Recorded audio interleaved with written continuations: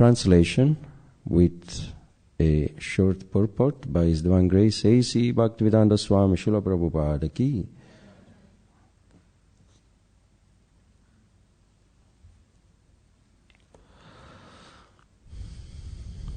Not consider, this is Sri Chaitanya Mahaprabhu's, the gardener here. Not considering who asked for it and who did not, nor who was fit and who was unfit to receive it, Sri Chaitanya Mahaprabhu distributed the fruit of devotional service. Purport. This is the sum and substance of Lord Sri Chaitanya's Sankirtan movement. There is no distinction made between those who are fit and those who are not fit to hear or take part in the Sankirtan movement. It should therefore be preached without discrimination. The only purpose of the preachers of the Sankirtan movement must be to go on preaching without restriction.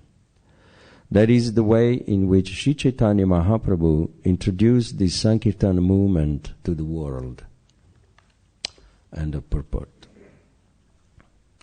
Om Jnana Timirandasya Jnananjana Shalakaya Chakshurmalitam Jena Tasmai Sri Gurave Namaha Sri Chaitanya Manobhistam Stapitam Jena Bhutale Swayam Rupa Kadamayam Dadati Swapadandikam Jai Shri Krishna Chaitanya Prabhu Nityananda Shri Advaita Gadadhar Shivasadi Gaura Bhakta Vrinda Hare Krishna Krishna Krishna Hare Hare Hare Rama Rama Rama Hare Hare Mukham karoti vachalam pangalam gayate girim yat kripa tamaham vande Shri Guru Dinatarinam.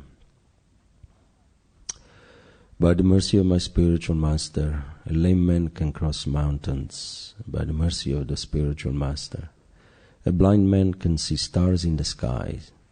And by the mercy of my spiritual master, a dumb man like me can speak eloquently.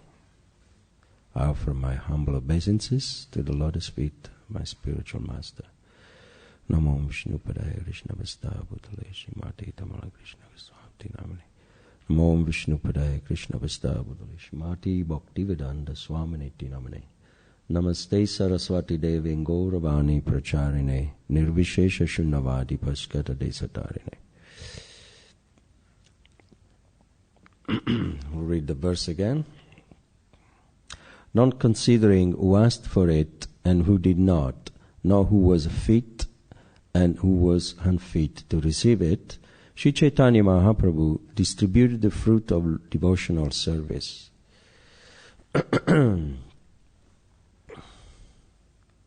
So I believe somebody else was meant to give a class today, and the person couldn't make it. Brajarani? Okay, so something urgent came up. So, and then as a safety net, Mother Brajarani was asked to give a class. And so then what happened? Something urgent with you came up. And the rock fell on me that I just woke up this morning. I went to bed very late last night, and I said, okay, but no matter, it was about 2 o'clock, so I must go for Guru Puja, but I missed it. So I just came in to hear the class, and I was asked to preach. I don't even know what day it is today, what day of the week. I thought it was Bhagavatam class. And I didn't even know it was Chaitanya Charitamrita. But anyway, right. So we will try. As I said, I'm just a cow, an old cow, trying. Let's see if I can give you some milk today. So Sri Chaitanya Mahaprabhu had a very merciful mood. This is very beautiful verse. I mean, it's one of my favorites because I go out every day trying to distribute the mercy, the same mercy that Sri Chaitanya Mahaprabhu came to give, without any discrimination. And he says here, he was not considering who was fit and who was unfit. That's the same mood of the Hare Krishna movement. They ask people like me to just at random give a class, considering that I'm not unfit, even though I'm not unfit to give class, but still the mood is that they want me to give a class. So the mercy, it's something that has no cause. This kind of mood is called causeless mercy mood. That when we say that has no cause, means that doesn't have to have any reason for me to give out something to someone. If I start to say, oh, this person is not fit, so therefore he cannot receive it. And then I say, that person is qualified, is a little bit more intelligent, so therefore he deserves it. So that mood is called discriminative mood, and it's not liberal, and it's not the mood of Sri Chaitanya Mahaprabhu. Sri Chaitanya Mahaprabhu he gave out causeless mercy and did not discriminate. As he states here, Krishnadas Kaviraj Goswami states very clearly that Mahaprabhu's mercy was without any boundary, unrestricted, abundant, and very unconditional. So I was reading in one of the old texts of the Catechism of since I was brought up in a Catholic monastery, so that sometimes I do read things that which are very ancient texts from the Old Testament. The secret of the happiness, Jesus told one of his disciples that the secret of the happiness is actually to give. To give people, because that is the nature of the soul. A spiritualist is naturally very wealthy, very rich. Jai Shri Radha Gokulananda ki jai, Sitaram Lakshmana ki jai, Gaur Nitai ki jai, Srila Prabhupada ki jai. The nature of the soul, being very happy and being wealthy, as we know, is a Sachitananda Vigraha. It's a beautiful form made out of happiness and full of knowledge. And what is the greatest wealth? The greatest wealth and the most beautiful thing in the world, it is said, according to the Puranas, it's a knowledge. When you give this knowledge or give this the treasure of your soul to someone, that is considered to be the greatest gift of wealth. Wealth is actually not money. The real wealth is not money or properties or opulence, but it's actually knowledge. Wealth and beauty is knowledge. And beauty is not just the cosmetic that you apply on your body or the bodily, because everything that is created in this world is doomed to perish. Everything is meant to be destroyed. Nothing is meant to last forever, materially. But knowledge is an eternal principle. It's from the soul. So when we give, then we are feeling happy. Just like a cow, when she gives milk, then she's very happy because the milk bag will not clot up. It will not, then the milk generates more, right? But if the cow doesn't give any milk, then the milk bag will dry up. So a miserly person, when he doesn't give, then his knowledge within his heart, it will dry up. So the nature of the soul is to give, whereas the nature of the mind is to take. You can see the difference between the two. Spiritually, the great sages, they're always saintly persons. They come in this world for one purpose, to give. To give what? Now, amongst all the different types of knowledge that we assimilate in this world, there is one particular item which is priceless, which is considered to be the greatest treasure. And this is the holy name of Krishna, the holy name of God. Hare Krishna, Krishna Krishna, Hare Hare. Hare Rama, Rama Rama, Hare Hare. Which is above any other gift that you can possibly imagine. And this Hare Krishna Maha Mantra is actually described here, that Sri Chaitanya Mahaprabhu is giving it out without discrimination, abundantly. And more he gives that out, and more he feels mad of happiness. Because just like Aham Bija Pradapita, Lord Chaitanya is the seed-giving father of all the living entities. Just like a father has two children, one is good, one is naughty, one is good, one is a criminal, another one is a policeman. But when they both go and see the father, he likes to feed them equally. He likes to hug them equally. So this is the God consciousness. Krishna, Lord Chaitanya Mahaprabhu, it doesn't say you are a bad man or you are a good man. So therefore the good ones, they receive my mercy, and the bad one, they don't. But he gives that out to everybody. Similarly, when we go out preaching, actually the bad people, they deserve it more. You may find, that the father sometimes is a little bit more partial to the bad son. Why? Because he knows that he needs some special mercy to change.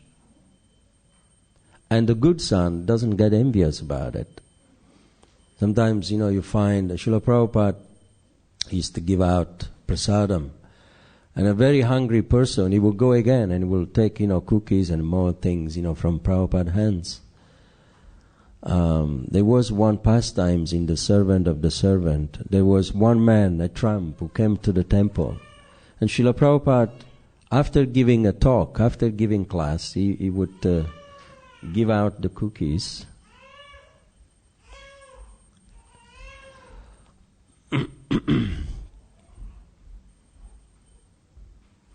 Everyone is in need of something. Children, you can see, they want some milk or they want to be cuddled. Could you keep the door closed?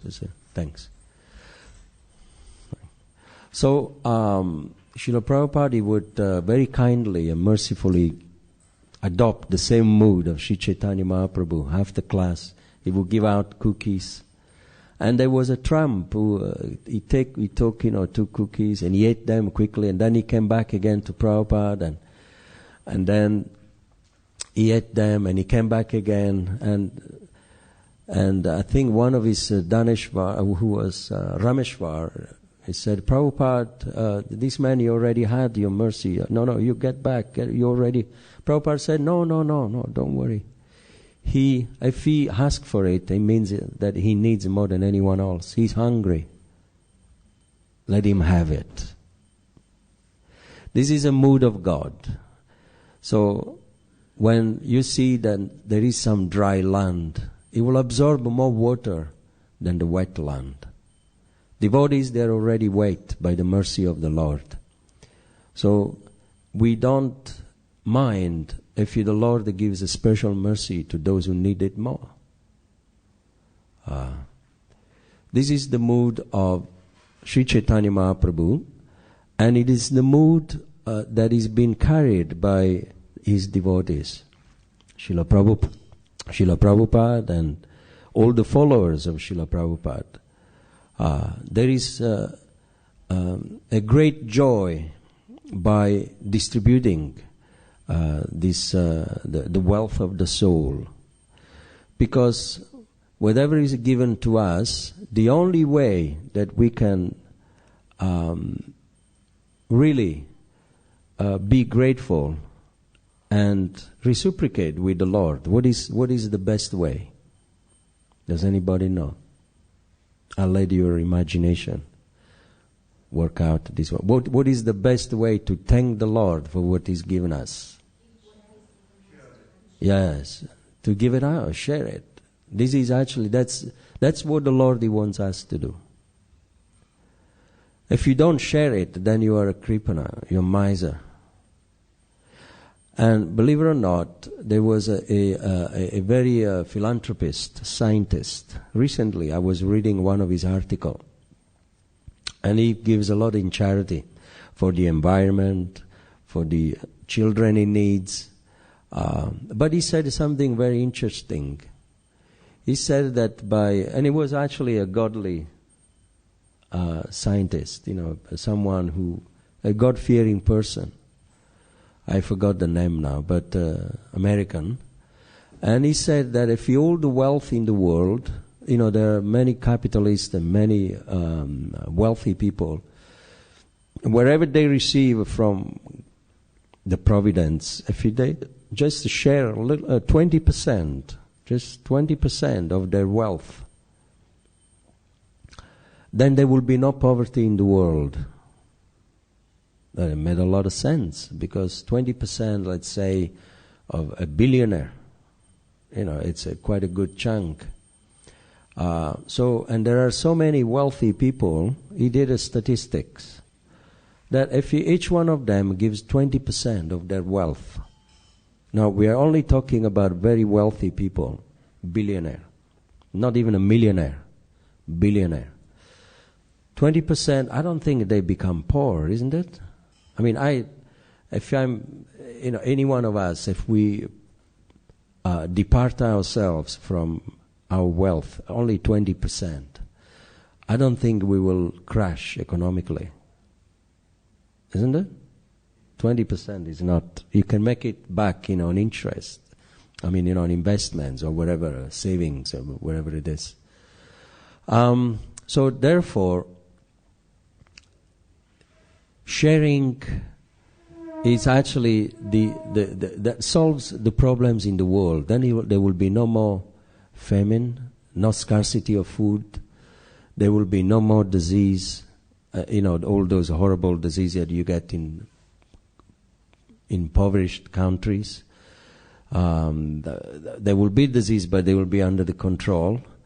There will be no more struggle for the mass of the people in general. I mean, we're just talking about material needs. Because there is a say that God has created so much abundant for everybody. There is abundance of vegetables, grains, water. Anything that we need is there in abundance. He has provided for the entire human society 10 times more than what we need. If there is a poverty, that means, that there is injustice in the world. It means that food is not distributed properly. There are people who are very greedy and very selfish, and therefore there is a say that there is enough for everybody's needs, but there is not enough for everybody's greeds. This is a very old saying. Therefore, if everyone adopt spiritually and materially the mood of Sri Chaitanya Mahaprabhu, there will be no more scarcity of material necessity in the world, and also spiritually the world will gain great benefit with the holy name of Krishna.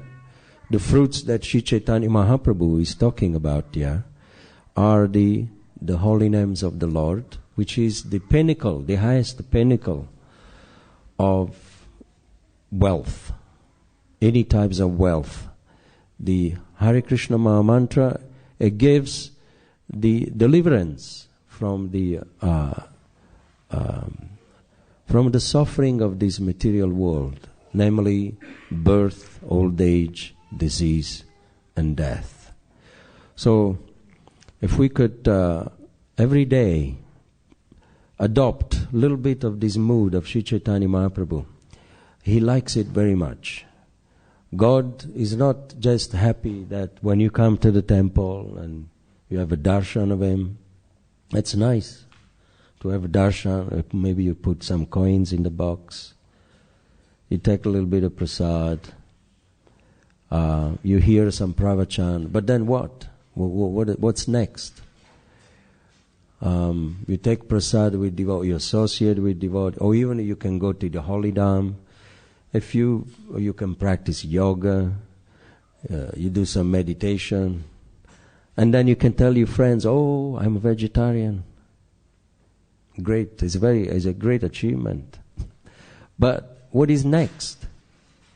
What is actually the most important thing, that the purpose of this Krishna consciousness movement? It's actually to preach. It's good that we become devoted, we give our lives to God, but for what? For what? To actually help the mission of Sri Chaitanya Mahaprabhu, help Srila Prabhupada in doing what he started, to get out every day, tell someone about Krishna, give them a book about Krishna, or chant the holy name to someone. And that's the greatest gift, that's the greatest service that you're doing to yourself, to the society, and the greatest service to God.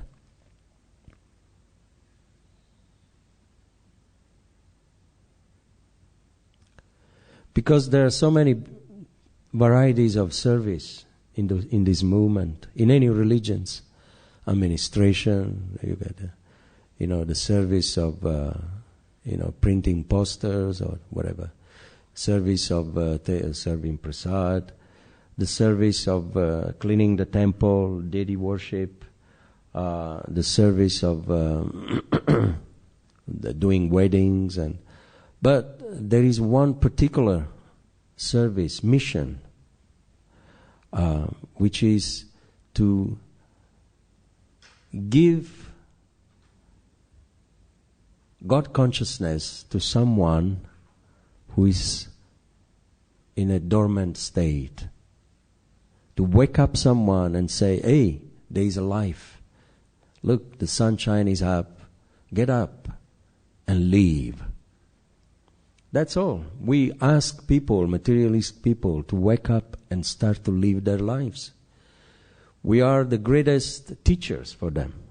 What is the greatest teaching for a materialist that you could give it to a materialist person? Is that you teach them how to enjoy properly. Now, we have this forbidden principle that you're not supposed to enjoy the material life. It's Maya. But actually, why not? Teach them how to enjoy prayer. Teach them how to regulate their eating, their sleeping, their meeting and defending. Teach them how to live instead of eating sinful food. Teach them how to eat properly, purified food. Instead of hearing mundane songs, teach them how to enjoy and hearing songs, devotional songs, that they are very beneficial for the soul. Teach them not to worship the opposite sex with so many gifts, with so many things, but to worship God, the transcendental cause of our existence. You teach them how to enjoy. This is Srila Prabhupada told Tamal Krishna Maharaj once. He said the duty of a guru is to teach the disciple how to enjoy. Anyone who preached to you is actually teaching you how to enjoy properly in your life. Because, a preacher, it's not someone that goes around and gives people hell. He gives them rather than enjoyment, he gives them hell. That's not a fact. But those who increase your sense gratification, those are they're demoniac people. Namely, like a TV, the press, all the advertising. They increase your material desires every day. They give you some poison, saying, you see, material energy after all is very entertaining. So why don't you try it out? A new product comes up, they spend so much money to advertise it and to indulge people in that thing. But all these things are poison. They've got nothing to do with the soul. But if someone comes to you and say, why don't you try this? Try to nourish yourself, your very self, the soul, by chanting the names of God, by tasting God's prasadam. And then you can see how you feel. That's when enjoyment starts. So, Sri Chaitanya Mahaprabhu was in this mood, and he was in ecstasy. Because that is the only business of God. Eternally, He's doing one thing only. Only one thing, Bhakti Vatsala. He is giving pleasure to His devotees. He never serves Himself. Selfishness is a principle which is conspicuous by its absence into the consciousness of Krishna, God. He's not selfish. There are areas that even God Himself, He doesn't know. Namely, ignorance, is said in the Srimad Bhagavatam, is the back of God. Just like you can never look at your back. You may see it in the mirror, but you can never, because your face is on the front. But you can see your hands, you can see your feet, you can see but you can never see your back. Can you? If you can see your back, please raise your hands. You can never. You don't know if you have a birthmark on your back. You don't know that. Okay, you have a faith that somebody told you got a birthmark, but you've never seen it. So ignorance is actually the back of God, and it's the Virat Rupa, described in the description of the Virat Rupa. So similarly, selfishness is not to be found in God. Pride, illusion, even though are all items that He creates, but He doesn't know them. So you could say that Krishna is ignorant about few things. That's true. He's ignorant about envy. He's non-envious.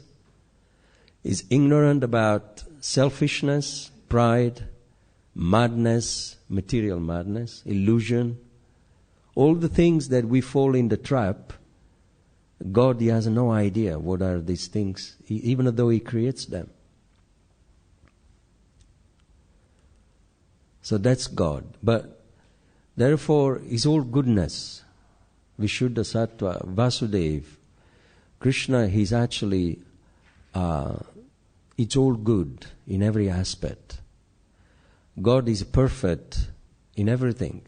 And His mood, it's always to give eternally. He has always given in the past. He's right now at this moment giving to all of you. To me, to all of you.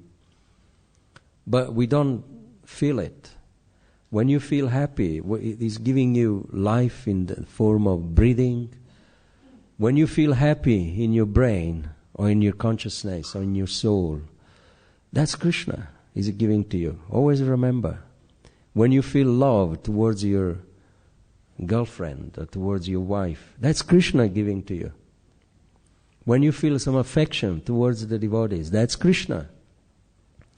If you feel to give something to someone, it's because Krishna gave it to you for you to pass it on. Is giving so much to materialistic people, why he won't give it to his devotees? So this is the greatness of God. That's why, without any discrimination, distributing the fruits, no matter who is fit, who is not fit, he is wonderful. This is the God that everybody likes.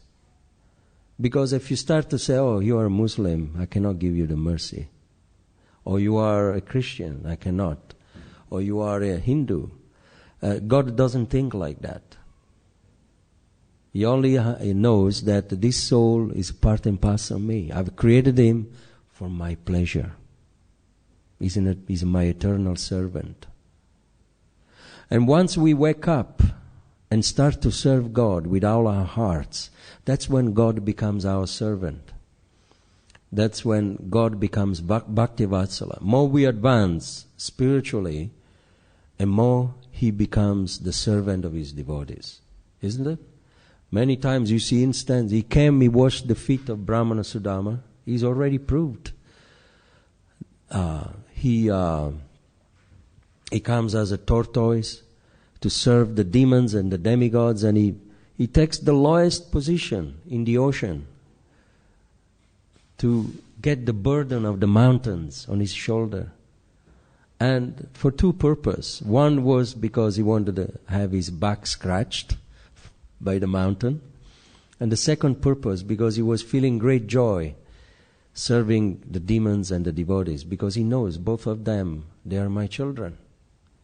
He comes as Vamanadev, the greatest brahmachari, and he becomes a what? A gatekeeper. Did he give a liberation to Bali Maharaj and say, okay, now you are qualified to become my gatekeeper because I am God, so you should guard my gate? No. You become the Lord, I become your servant. That's Krishna. You become the Lord, but not just for a few days, for a month or 2 months. It's for 1 manvantara. Do you know how many years is that? Thousands and thousands of years. That Vamanadev becomes the gatekeeper of Bali Maharaj.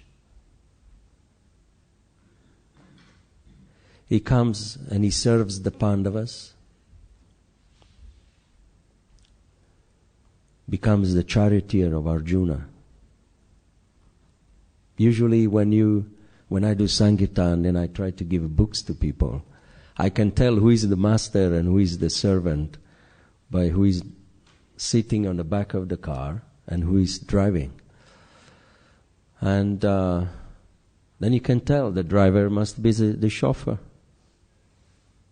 The master must be the one enjoying on the back. Take me here, take me there. And that's what Arjuna was doing. The Lord became his driver. And Arjuna was saying, take me here, take me there. Giving orders to Krishna. And Krishna, with great joy, he was serving him. Not that, I am God. You see what I'm doing for you? So I want to see, what are you going to do for me later? With great pleasure. There is this transcendental competition between God and the devotee. God is always thinking, he's always got his devotee in his heart and thinking how to serve them. And more they advance, and more God, he reveals himself in mysterious way. Let me serve him. Let me do something for him. That's how Srila Prabhupada was served by Krishna. At every second. Prabhupada knew about that. He knew that Krishna is supplying me so much, so let me give it back to him. That's how the devotee becomes very, very grateful towards the Lord. He sees that the Lord, the only business he has is to serve his devotee, to make his devotee happy. It's the business that Sri Chaitanya Mahaprabhu here, he came all the way from the spiritual world to give out, to serve out all these fruits. And this is going on eternally. In our heart, we may not see it. It's going on in the spiritual world. Krishna is always giving pleasure to the gopis, giving pleasure to his devotees. That is God. So we stop here and we'll ask if there is any questions.